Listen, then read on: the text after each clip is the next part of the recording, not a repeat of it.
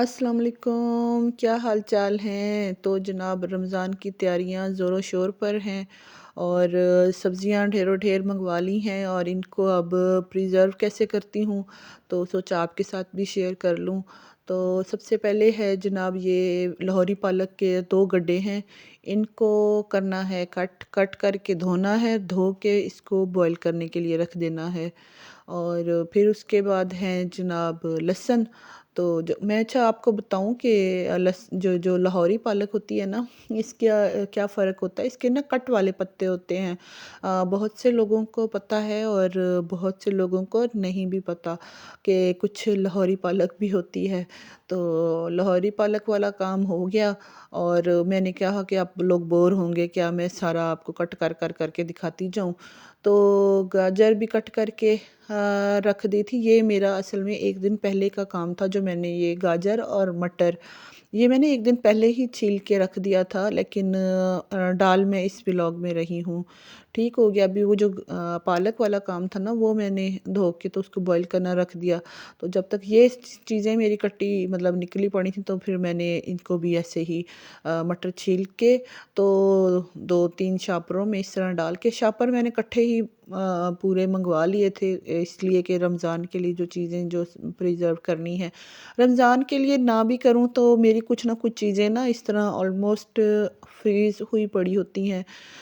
मैंने आपको पहले भी बताया था, रमज़ान में थोड़ा सा ज़्यादा कर लेती हूँ इसलिए कि आप इबादत ज़्यादा से ज़्यादा कर सकें।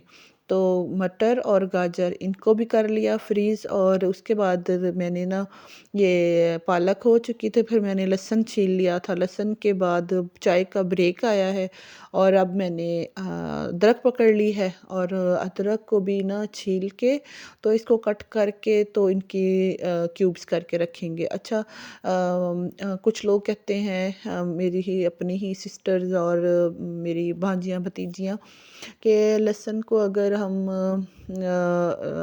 ग्राइंड करके रखते हैं तो या किसी का ग्रीन हो जाता है या किसी का कोई और कलर का हो जाता है। तो प्यारी प्यारी मीठी मीठी बहनों भांजियों, जो है ना लहसुन, इसको आप पानी में ग्राइंड ना किया करें या चॉप ना किया करें, इसको आपने ऑयल के अंदर करना है ग्राइंड।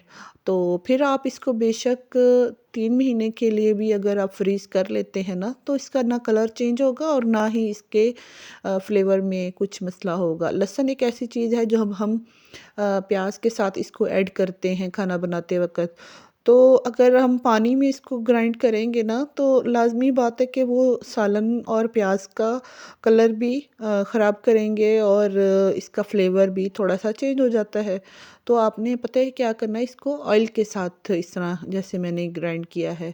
और ये बहुत सारा लहसुन था, मैंने ऑयल डाला और ऑयल अगर ज़्यादा भी पड़ जाता है ना, तो आपने घबराना नहीं है। फिर आप जब इस क्यूब्स को डालेंगे तो वो 1 चम्मच के हिसाब से इस सालन में जाएगा, तो सालन में भी इतना इज़ाफ़ा नहीं होगा। लेकिन ये है कि आपका काम बहुत ही ज़्यादा ईज़ी हो जाएगा। टमाटर भी आए पड़े हैं लाल-लाल, तो इनका अभी मैंने कुछ भी नहीं किया इस व्लॉग में। नेक्स्ट व्लॉग में इंशाल्लाह इन टमाटरों के साथ मैं क्या करूँगी वो भी आपके साथ शेयर करूँगी। और उसके बाद आपने भी मुझे कमेंट करके बताना है कि आप लोग क्या-क्या फ्रीज़ करके रखते हैं।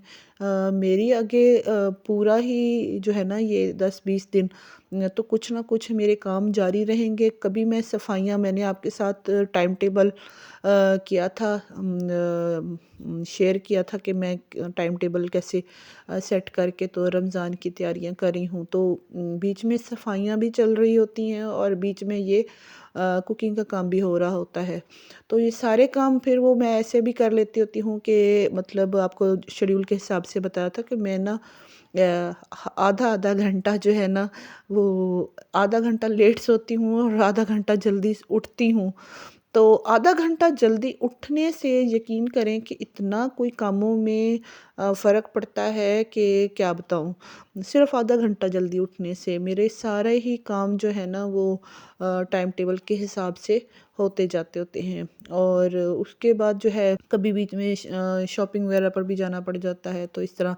और अच्छा, बाकी बातें छोड़ें, उधर चलें कहीं मैं और ही निकल जाऊँगी फिर बातों में।